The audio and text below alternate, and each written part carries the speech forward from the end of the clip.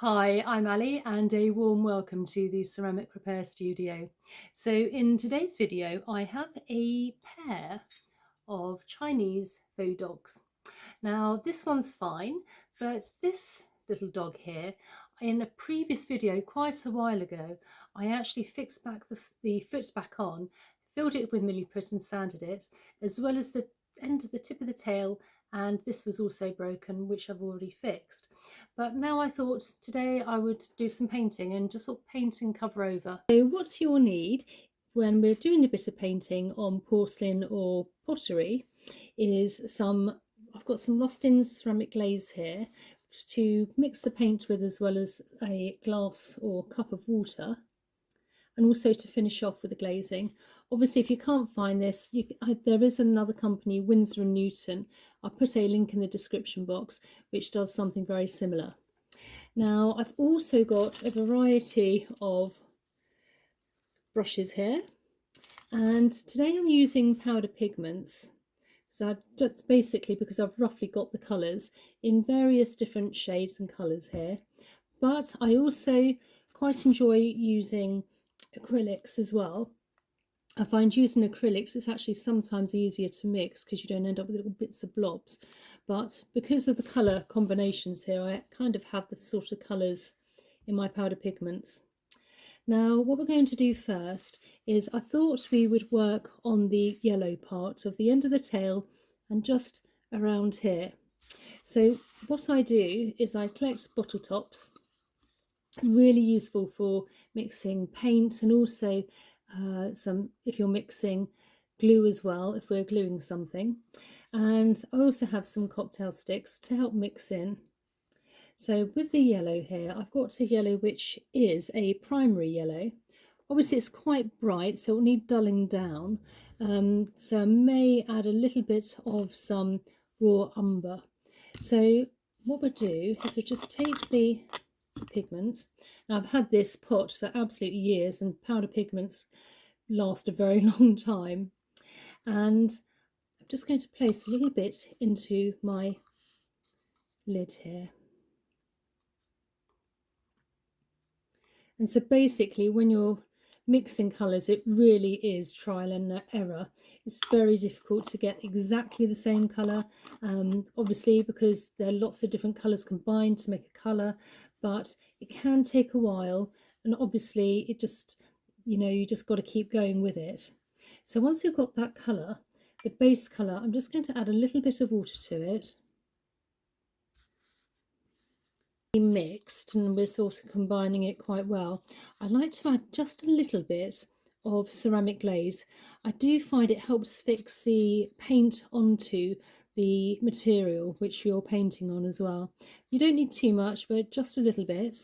So I'll just take my ceramic glaze. Now I start off with a large ceramic glaze quickly, but because it dries very quickly, I just put a little bit into a jar, and then I tend to use from the jar, and then once it's all been used up, I then go back and I just refill with the the original container here. So I'm just going to add with a different brush some ceramic glaze here. Just place it. Again, you don't need too much. There you go. And then just put that down there. Always remembering to put the lid on because it dries, as I said before, very quickly. So then just keep mixing.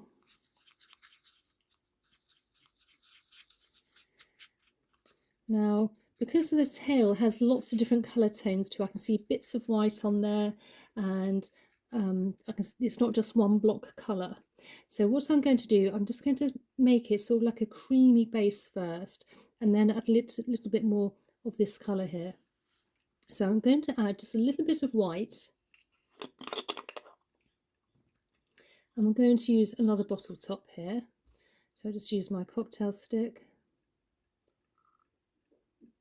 Say we don't need too much, just a little.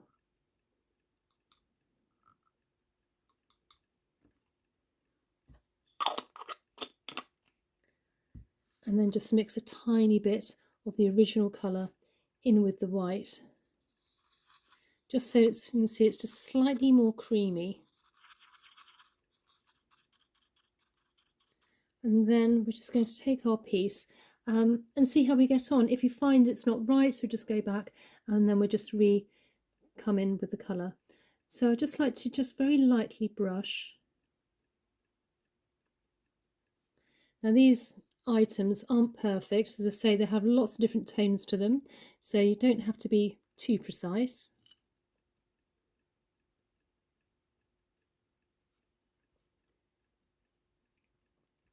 And because we put the ceramic glaze in, it will dry fairly quickly as well.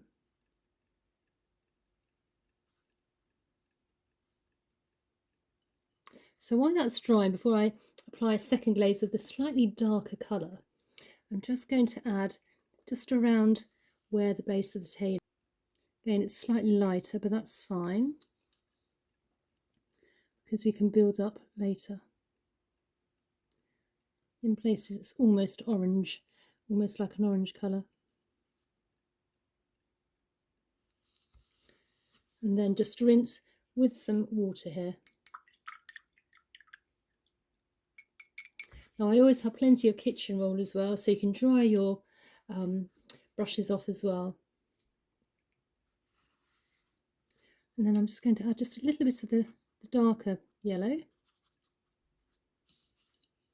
Come on, and just have a look. And then we're just going to do little pieces of the yellow here. I'm not going to, we don't want to make it too much of a block.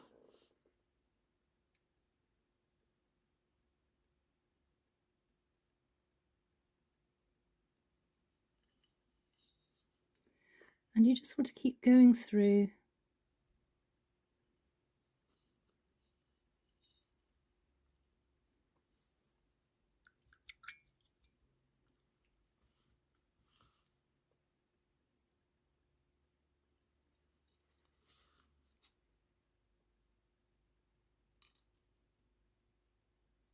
And if you think you've made a mistake, you can always wipe it off and then repaint over. So that's looking pretty good. I'm quite pleased with the end of the tail. It kind of blends in. It's got some different colour combinations there. Maybe a little bit of the darker part, if you can just see here, we could just do on the very end. So what I'm going to do with that is I'm just going to add a little bit of this brown here. So just a tiny bit. And I'm just going to use it on one part of the, because I've got a little bit of colour still here, I'm just going to use it on one part because I still need to add a little bit of the yellow in amongst there. But I just want to finish this tail off, so I'm just going to add a little bit into there, just to dull it down a little bit.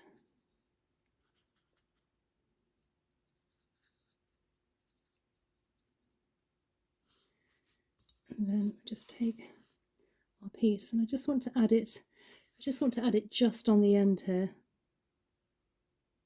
just so it's slightly more dull colour. That's better, without being such a vibrant.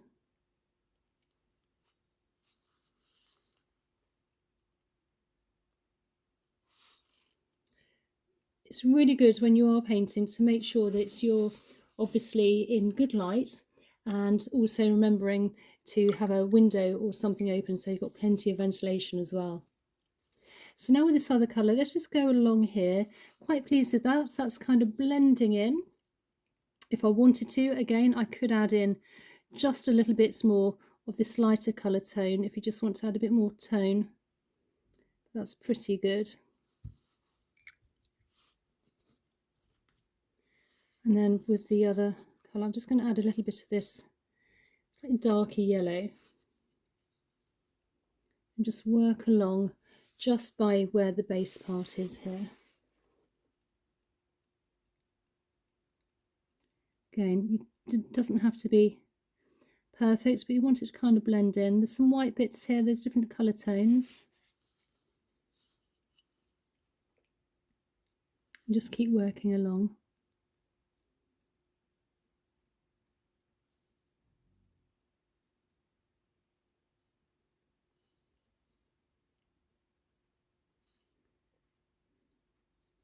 And I'm just going to add a little bit of the brown as well in here. You can always as well take it, if you wanted to, for instance, take a piece of paper. And you could also, if you're not sure on a colour, just apply a little bit on a piece of paper to see if it's kind of the colour you're after. And we just keep coming back. I feel here we could do with a little bit more brown, so some browny parts.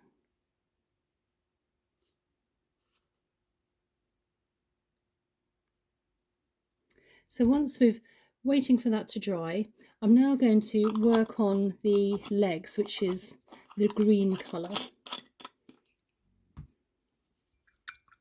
Let's add on a little bit of green with this, and I can see that there's green and blue in there. Now I'm using a colour here which is the colour green I do have is chrome green light. So I'm adding it some of the powder pigment to a clean, fresh bottle top here. And rinsing the brush and just adding a little bit again, as we did previously, a little bit of water just to mix through.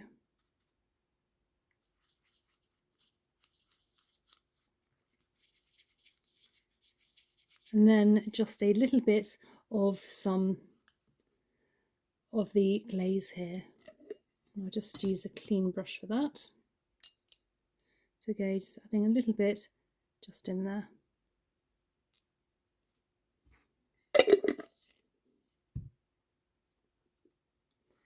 And then we're just going to mix it. And this is quite a bright green. You can always tell if you like by just taking apart and then just placing it onto the original, and then you can see the colour difference. So it definitely needs a bit more blue in there. So I'm just going to wipe that with a little bit of spare cloth there.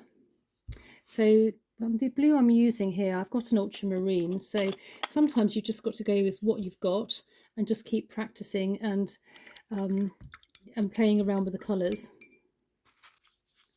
And that's looking better. It's looking more like a petrol green.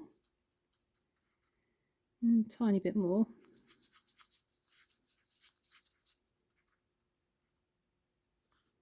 And then just, let's have a look, see if that's about right.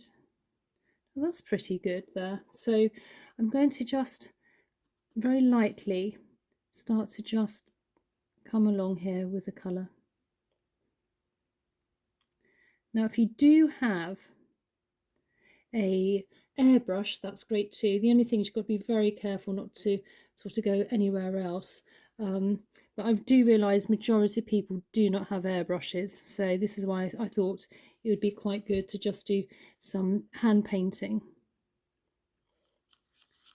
Let's make that slightly darker. And just keep going through. I realise that most people don't have airbrushes. This is why I decided to do this by hand today. If you are interested in airbrush, and I do have other videos on airbrushing, but I just thought because most people can get hold of paintbrushes, and if you don't want to invest in an airbrush, if you can just do some great hand painting, that's fine. And let's face it, majority of these pieces years ago would have been hand painted. So I'm just going to fill those in first. You don't want to make it too thick, otherwise you're going to end up with a ridge with the paint as well. And then we can eventually blend that in. That's better, just being a bit lighter. And just down where the tail is here. Then we can just add a bit more darkness to it after.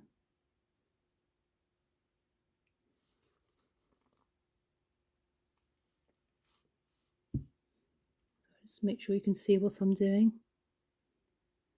Funny angles. Right, so as you can see, we've sort of got rid of some of that white now, but it's still not the right colour. We need to make it a little bit darker. So what we need to do now is just let that dry for a moment, and then we can go over with a little bit of darkness, blending everything through a bit better. Now this is slightly drier, we can actually apply some more paints, and this is a slightly more blue colour. If I just show you here, it kind of blends in with what we've already got. So just take that off a bit. So just add just a little bit, and you want to sort of blend through. You don't want to you don't want to go straight across where the original break was. You want to blend it through and almost flicker and feather towards the ends. So we just take the part here first and just slowly blend. And it may take a few times to just blend through nicely. If you need to get more water, if it's getting a bit too thick, just apply a bit more water, and best to go gradually rather than just going in one fell swoop. This is a better colour, but it still needs a bit more green on it afterwards. So we'll just go through this. It's blending in better now.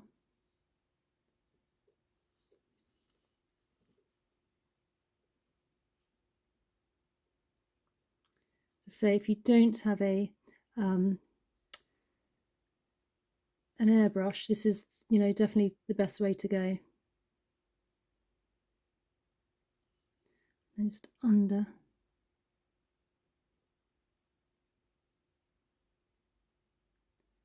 And then feathering out.